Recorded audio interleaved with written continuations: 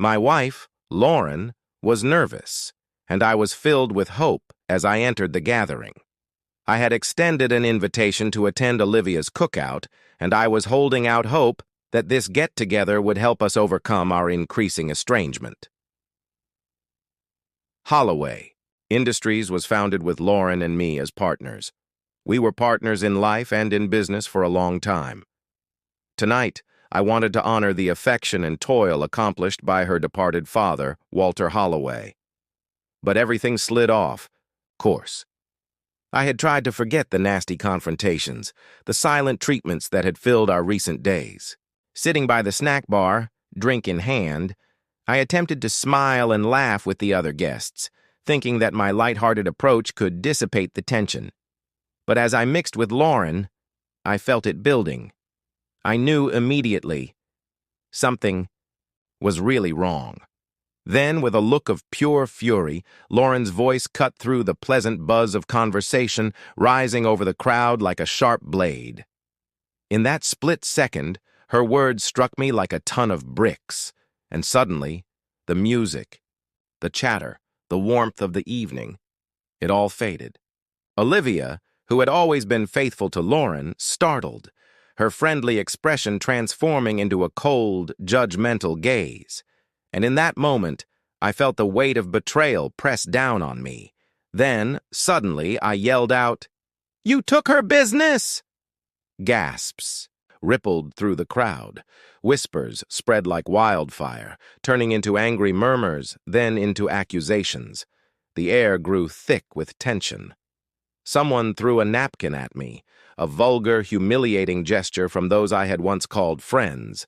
My heart pounded in horror as Lauren's features twisted into an emotion of self-righteous wrath.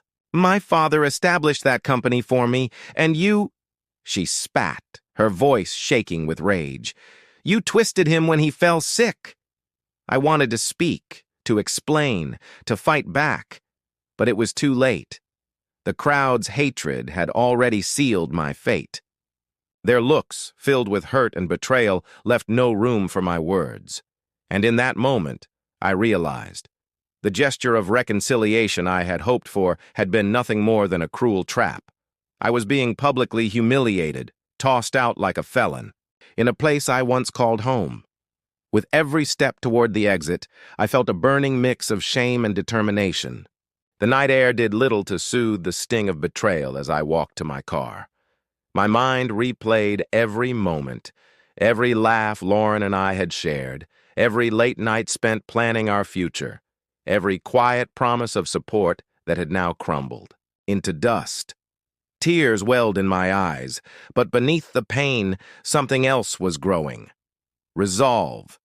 I would not let this define me. I would not let this be the end. I vowed in that dark, chilly moment that I would fight back, against the lies, against the betrayal, against the falsehoods that had turned my friends into enemies. Holloway Industries was never stolen. It was lawfully mine, and I would prove it.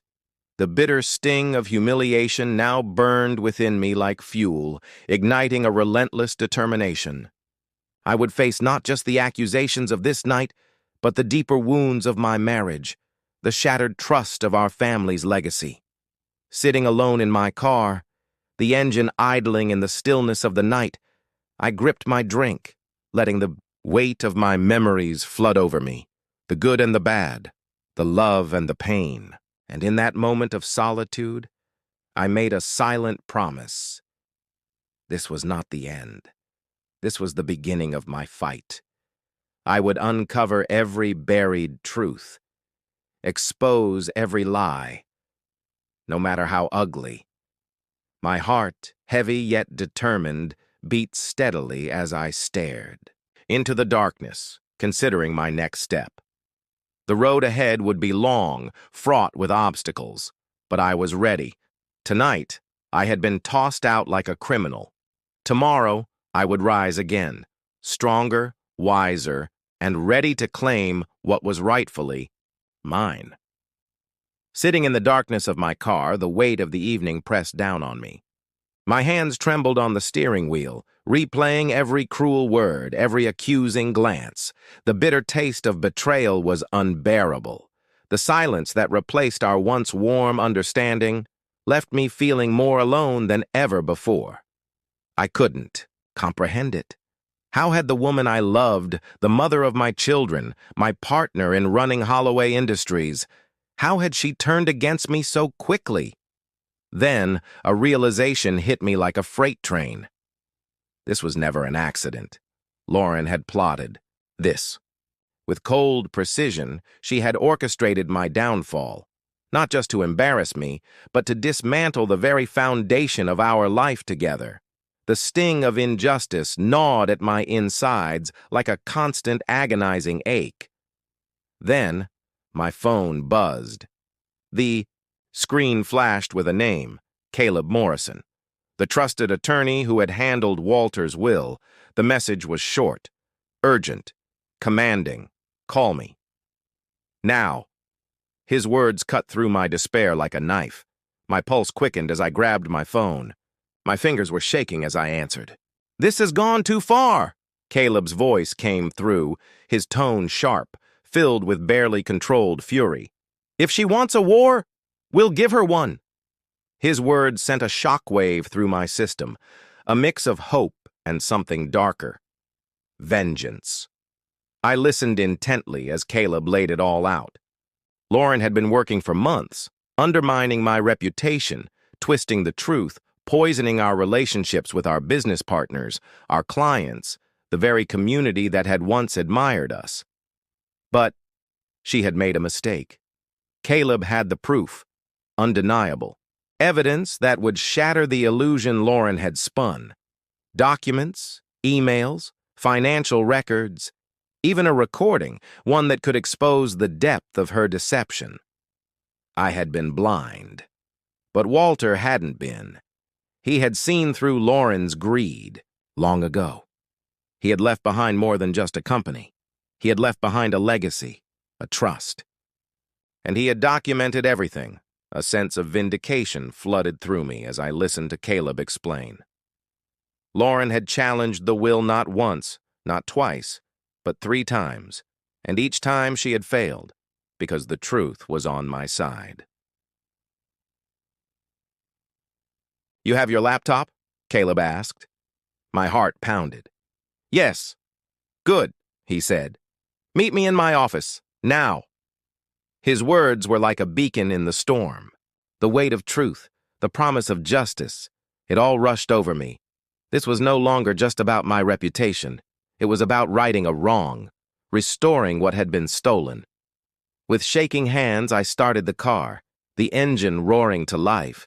The cool night air filled the cabin as I gripped the steering wheel. I wasn't running anymore. I was fighting back.